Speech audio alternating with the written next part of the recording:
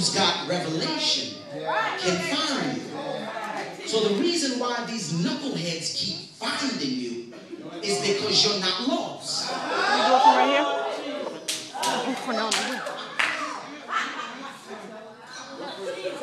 You're not lost.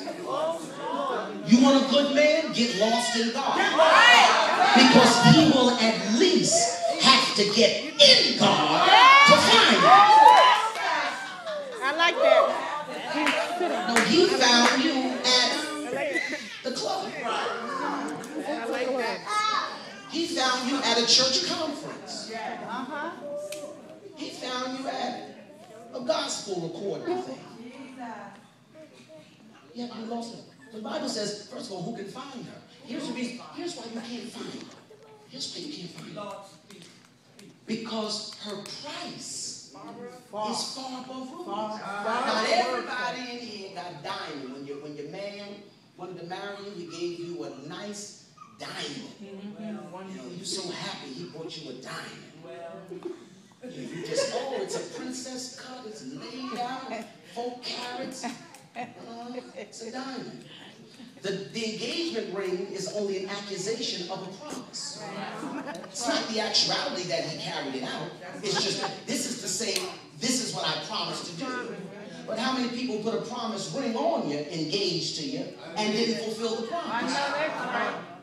Go ahead. So because you took a ring from someone with no integrity because you didn't trust them, because you didn't test them, you wind up wasting your life 3 years on somebody who promised you for 3 years if you wait, and you waited, and they walked out. For my one screamer. And the Lord says, take the diamond ring and go pawn it and make restitution for him wasting your time.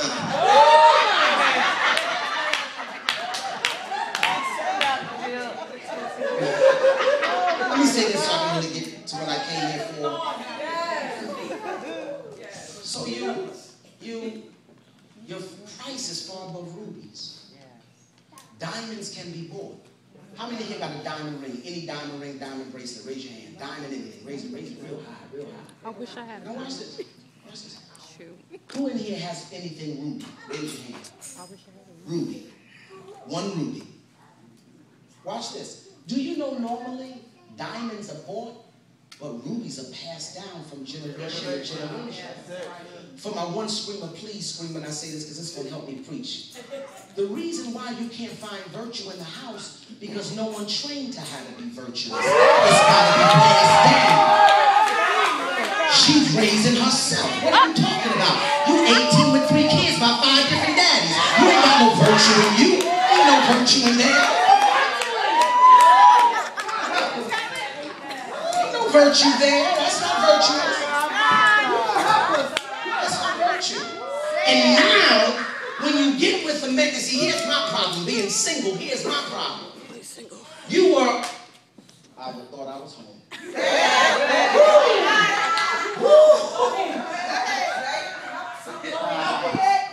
You weren't virtuous before I came on the scene. Now I'm here and you want me to treat you like what you're not. You wasn't saying no to everybody else. Now I am. So here, listen to me. I'm talking to everybody. You watch this. This is going to be real good. You have to watch who you bring in your life. Ask me why. Come on, ask me why. Now, this is for my screamers real loud. Because they're underneath you and your identity promotes them. You promote the wrong people. You brought them up where you are. You don't have character to be around the people that God ordained for you to be around. So you just got somebody without virtue. They're going to sit at the table and curse in front of the president. You must be crazy. I'm putting you right in my trunk, dropping you right back off in the projects. I'll talk to you later. I got to go. And I'm talking the same thing for women toward men. It's the same thing. My Lord. I don't look for beauty no more. When I see beauty, that ain't it. I'm looking for Leah, because Leah can have babies. I don't want Rachel. Nah, I want a cross-eyed, can't walk, nappy head, and don't want a perm. But she gonna cook. She gonna love God. She gonna be ministry minded.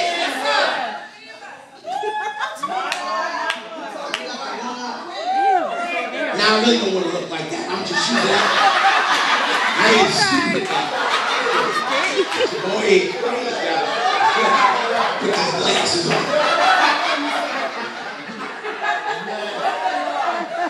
Be careful who you bring in your space.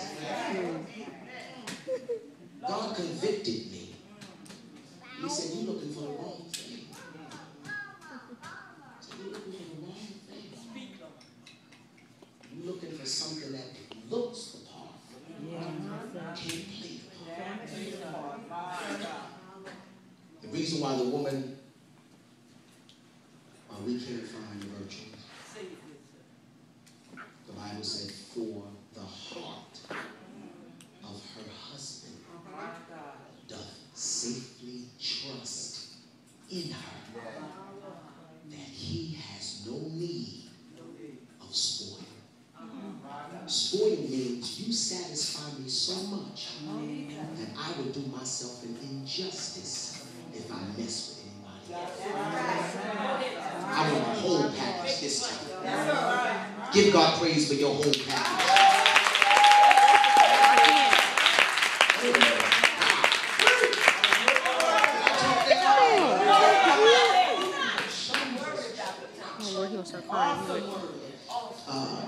First Kings chapter 18. Let's look at that. Pastor, how long ago? Because I would do the conference in injustice. Now, everybody else coming behind me, the woman of God tomorrow, Urquhart will be here tomorrow night. My good friend Reams will be here Sunday. They all preach to you. I'm just going to talk to you. Go ahead, sir. Those guys are preachers. But I would do the conference in injustice if I did not at least intermingle 1 Kings 18 with what I believe the Lord gave me for tonight. 1 Kings chapter 18. You can remain seated. I'm only going to read verse number 41, and then we're going to look at Luke chapter 6. All right? When you have it, say amen. Amen. And Elijah said unto Ahab, "Get thee up, eat and drink, for there is a sound of abundance of rain." Luke chapter 6.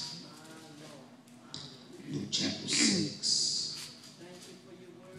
And I want to read verse number 17 through 19. My son is here tonight. Give God praise for him. Luke chapter 6, verse 17 through 19. When you have it, say amen. Amen. Now this is a good crowd. I can tell you have a good pastor. I can tell. I can sense it. So I'll give you a little extra tonight because I can tell that this is a place that I could be me. I travel so much. I did 25 services in 28 days in January. I did, I think, 14 in February. March, I got 17. April, I'm totally booked for the entire month. May, the same exact thing. And so when I travel so much, it's hard to find a place that you can just give the information. But I can tell that your pastor feeds you, so I want to keep in that same vein. Is that all right? Amen. Verse 17, and he came down with them and stood in the plain, and the company of his disciples, and a great multitude of people out of all Judea and Jerusalem, and from the seacoast of Tyre and Sidon, which came to hear him and to be healed of their diseases. You can't get healed until you hear. Sometimes he has to teach the disease out of you. And sometimes you have to be taught how to be healed. All right? 18, and they that were vexed with unclean spirit, don't let it harm you, and they were healed. 19, and the whole multitude sought to touch him, For there went virtue, dunamis, out of him and healed them all. Can we say amen? Amen. Look at somebody and tell them the kingdom is under attack. The kingdom is under attack. Tell them that you are anointed to fight for it. But you are anointed to fight for it. Amen. Father, help us. In Jesus' name, amen and amen. It's mind-boggling as we entertain the historicity of Balaam and Balak. Because without question, it seemed to have been surmised that Balaam was not a prophet of God. But if you go back and you look, and you read it with an inquisitive mind, you'll find, in fact, that Balaam did ask God before he spoke. Which unequivocally states to us that he was not trying to be out of the will of God, but he wanted to make sure that God was speaking to him in order to speak through him. It's the position of the prophet that I want to deal with tonight. Because as God gave it to Pastor, sound of abundant rain could only be because the prophet Elijah heard God. As you look at the church's ideology of prophet and prophecy, there has to be an aberration then even between the individual who is being used by God in the office and then the individuals who are just inoculated with the Spirit and can prophesy. Okay, all right. What we have mingled together and conjoined is that because a person has prophesied even one time, that it seems to exacerbate the fact that they are in the office of the prophet and can do it continuously. So the Bible says in Corinthians chapter 12, 1 Corinthians that is, that to one is given by the Spirit prophecy. Yes. Then the Bible says in Joel that in the last day I will pour out my Spirit upon all flesh, and your sons and daughters will prophesy. Ephesians, on the other hand, the epistemological text that Paul writes to the church at Ephesus, which is in conjunction with the writing of John to the church at Ephesus. God speaks through Paul and says, when he led captivity captive and gave gifts unto men, he gave to some apostle. He gave to some prophet, some evangelist, some pastor, and some teacher. The specificity then, mother, is expressed because we see some can prophesy if they have the Holy Spirit. But on the other hand, God does not pointedly attest that because you have the Holy Spirit and prophesied one time, or two or three, that you are in the office of the prophet. The only thing you need to prophesy is the Spirit of God. But you need the gift in order to stand as the prophet for God. I want to move this.